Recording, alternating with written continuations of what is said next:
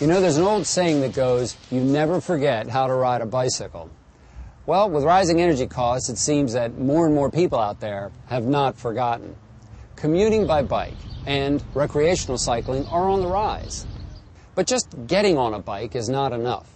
You need to learn to ride safely and with confidence and competence.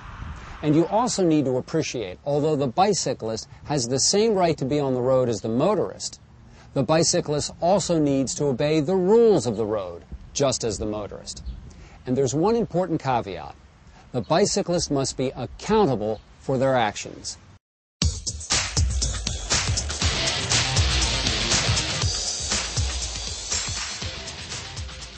To better understand this presentation, we need to begin by assessing the bicycle that you will ride.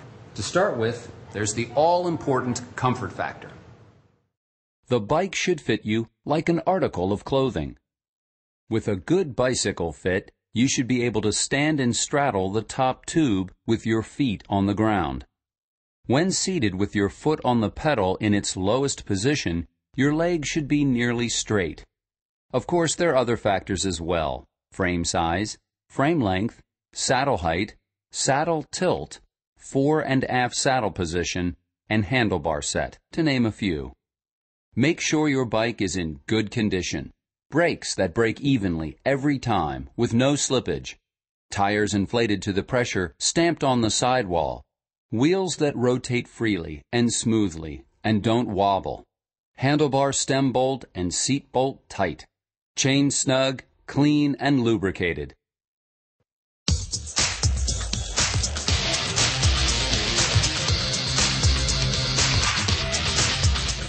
Throughout the country, the same rules apply to the bicyclist as for the motorist. You must obey all traffic signals, signs, and pavement markings, just as the motorist must. That means stopping for a stop sign or traffic light, yielding the right of way where called for, and riding the right way on a one-way street. Use extreme caution where streets intersect. Why? Conflicting travel movements occur at intersections, which increase the potential for a collision.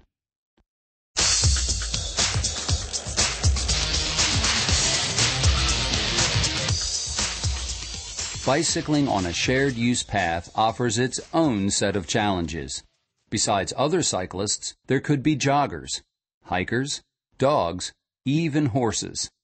You should ride predictably, straight, and at a steady speed. You should be familiar with the rules of shared-use paths. Slower path traffic should stay to the right. Use your voice, bell, or hand signals to let people know what you are doing.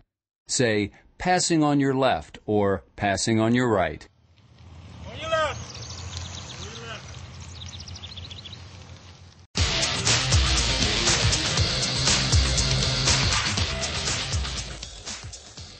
If you ride at night, be sure your bike has reflectors and a bright red light in the rear, and a bright white light in the front.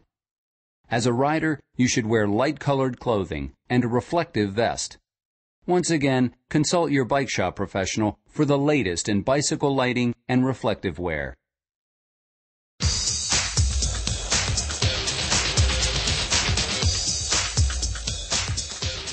Motorists aren't the only dangers out there.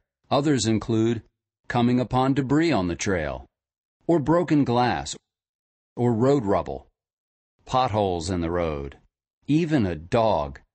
What should you do?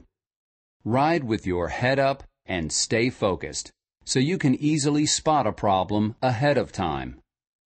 The final danger is yourself, dehydration and loss of electrolytes. So make sure you rehydrate yourself when needed, and rest if you start to feel dizzy or overly fatigued. If bicycle racks are available, use them. These racks are intended to accommodate conventional, upright, single-rider bicycles. They enable the frame and both wheels to be secured. The safest way to protect your bicycle is to use a combination of locks. And, in some places, like this light rail stop, or this office building, there may be bicycle lockers available for lease.